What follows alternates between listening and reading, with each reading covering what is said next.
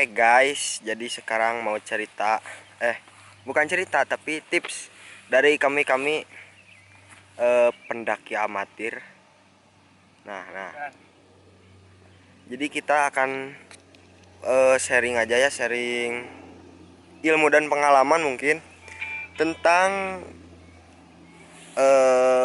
mendaki gitu. Karena apa ya? Dibilang yang senior, oh belum, saya masih muda. Nah, ada senior itu tuh, Babang Dudi. Wah, itu senior banget dia. Atau pemula ya, pendaki muka lama. Kalau saya masih muda gitu. Jadi kita akan memberikan tips kalau tersesat di gunung gimana sih caranya. Nah, jadi kalau tersesat di gunung itu panik, pasti ya, sangat-sangat panik. Panik banget. Terus apa lagi ya? Ya, jadi sekarang kita akan memberikan tipsnya gimana biar kita tidak terlalu panik dan tidak halu. Soalnya kalau nyasar pasti halu. Halunya pasti tinggi. Kayak gimana sih halunya? Contoh misalnya tuh ya, kita lagi tersasar nih.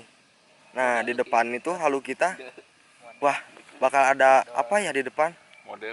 Wah, bakal ada hantu misalnya, atau ada harimau misalnya. Nah, nanti kita akan memberikan tips biar tidak panik dan tidak terlalu halu. Oke? Nah, jadi kalau kita tersesat itu kita harus tahu dulu ilmu dasarnya. Jadi ada survival.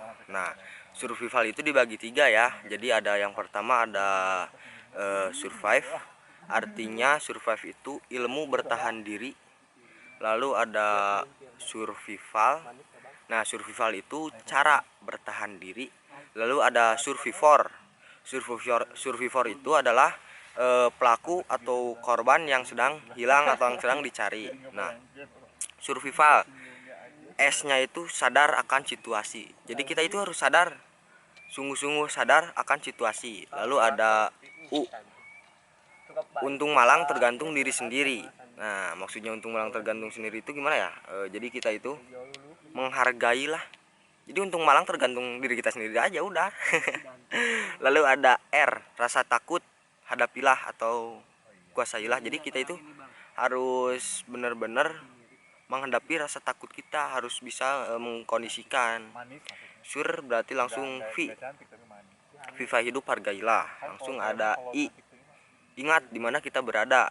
Nah, kalau kita tersesat di gunung ya kita ingat kita tersesat di gunung. Resiko apa sih yang akan kita hadapi di gunung itu? Berarti survi langsung V lagi, V lagi. Langsung vakum, istilah vakum lupa lagi vakum istilah segera. Jadi vakum itu berarti diam kan. Nah, kita itu kalau lagi tersesat di gunung jangan terlalu banyak diam.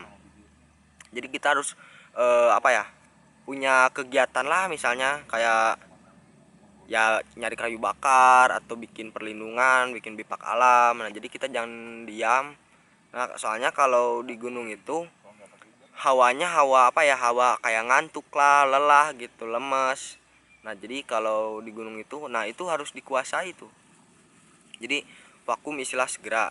Survi berarti A, adat istiadat hargailah. Maksudnya adat istiadat hargailah.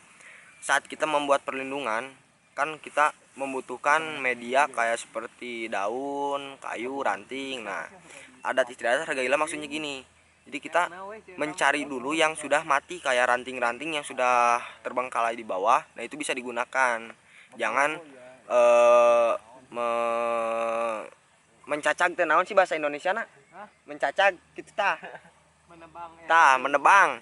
Jangan menebang pohon sembarangan. Jadi kita harus ini dulu, lihat dulu kalau ada yang bisa kita pakai tapi udah mati ya pakai aja. Kalau emang bener-bener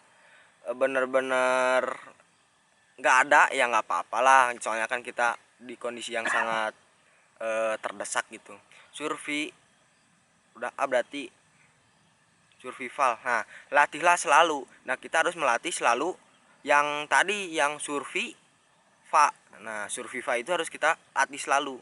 Dari rasa takut, untung malang dan sebagainya kita harus latih. rasa takut tuh apalagi. Kalau kalau tersasar kita pasti panik ya. Pastilah panik, saya juga pernah ngalamin tersasar, pasti panik. Ada aja, tapi kita ingat ke survival yang tadi yang ada arti-artinya. Kita ingat, oh kita harus kita harus menguasai rasa takut. Gimana caranya? Kita fokus mencari jalan keluar, kita fokus mencari pertolongan atau apapun itu. Jadi kalau kita merasa tersasar tapi di tempat-tempat itu aja, coba kita membuat simbol. Contoh kayak gini misalnya, aduh asa dikurilingkeun naon bahasa Indonesia tuh. Putar-putar. Nah, asa di kayak yang rasa diputer-puter. Contoh gini aja, kita ambil ranting kayu yang udah mati, kita ditancapkeun naon ditancapkeun? Ditancapkan ke tanah. Jadi kita membuat simbol kayak ranting kayu ditancapkan. Coba kita long march lagi, kita jalan lagi. Bila kita ke situ lagi berarti ada dua faktor, antara kita jalannya yang salah atau nah itu. Latihlah selalu. Oke? Latihlah selalu, itu harus dilatih tuh kayak rasa takut, halu. Nah, itu kita harus latih selalu. Lalu kita mencari sumber mata air. Contoh, sumber mata air itu adanya di lembahan. Nah, kalau jalur pendakian rata-rata ada di punggungan. Kalau kita tersasar, kita bisa ikutin arah mata air. Contoh sungai. Nah, biasanya kalau sungai itu di gunung itu ada di lembahan. Lembahan itu kayak gimana nih? Kayak gini nih. Ini kita ada di punggungan. Nah, lembahan itu ini nih ke bawah. Nah, di bawah itu pasti ada sumber mata air. Nah, itu disebut lembahan. Ini punggungan. Jadi rata-rata itu jalur pendakian itu di punggungan. Jarang yang lewat lembahan, tapi ada juga sih yang suka ke lembahan. Tapi jarang, rata-rata di punggungan. Nah, kalau kita tersasar, kita bisa lihat ke punggungan itu, ke lembahan yang tadi arah mata air, ikutin aja. Soalnya pasti arahnya itu ke bawah. Bisa aja dia ke pemukiman warga, atau pokoknya pasti tembus ke bawah kalau lewat lembahan itu ngikutin sumber mata air. Atau kalau kita tersesat di tempat yang terbuka, nah di tempat yang tertutup gitu ya, dengan tanaman yang rapat, kita mencari punggungan yang terbuka. Contoh kayak gini nih. Nah, ini kan terbuka ya. Nah, contoh kayak gini, kita lihat si konturnya itu kemana sih arahnya. Arah yang ada kehidupan kan, kalau misalnya di tempat yang terbuka suka kelihatan nih kota atau apa. Nah, kita itu ikutin aja. Kalau kita nggak bawa HP, kita bisa lihat kan. Kalau nggak bawa HP atau nggak bawa peta, nggak ada kompas atau maps atau apa, kita lihat aja dari arah matahari. Kalau matahari kan dari timur ke barat. Nah, jadi kita ambil patokan pertamanya itu utara. Utara itu depan kita ya, wajah kita. Depan itu utara. Kalau di kanan itu pasti timur. Belakang itu selatan, kiri itu barat. Nah, kayak gitu aja. Misalnya matahari arah ke sana, berarti itu kanan kita. Di sana kanan kita. Itu depan kita utara, belakang selatan, kiri barat. Nah, kayak gitu ibaratnya. Makanya ya, yang pertama itu jangan panik. Terus kita jangan banyak halusinasi, dan juga jangan banyak misalnya, wah di depan takut ada hantu, wah di depan takut ada hewan buas. Nah, jangan kayak gitu. Kita fokus aja cari jalan keluar. Fokus aja gimana caranya kita dapat pertolongan. Nah, lalu misal kita udah kira-kira jam kira-kira sore, udah mulai nggak memungkinkan untuk jalan, kita membuat perlindungan. Pelindungannya dari apa? Kalau kita misalnya bawa flashlight, kita bisa dari flashlight.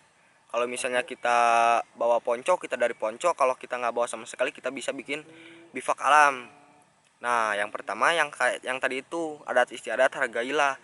Mencari kayunya itu jangan kayu yang hidup dulu, kita cari kayu yang mati dulu, yang sudah tergeletak di tanah gitu. Jangan mencari yang menebang yang masih hidup, jangan. Adat istiadat, hargailah.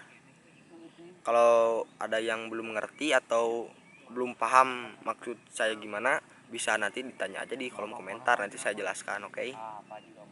Jadi ya cukuplah sekian aja dulu tentang tips atau sharing. Saya juga soalnya pernah tersasar di Gunung Salak. Tahu kan kalian kalau Gunung Salak itu ceritanya kayak apa? Nantilah linknya nanti saya taruh di deskripsi. Aku masih nyebutnya deskripsi. Hampura. Kurang kayak nanti sama saya disimpan di deskripsi di situ. Bisa kalian lihat pendakiannya ada, cerita pendakiannya juga ada. Nanti saya simpan. Sekian dulu lah. Nanti kalau nggak ada yang paham bisa tanya aja di kolom komentar, oke? Assalamualaikum.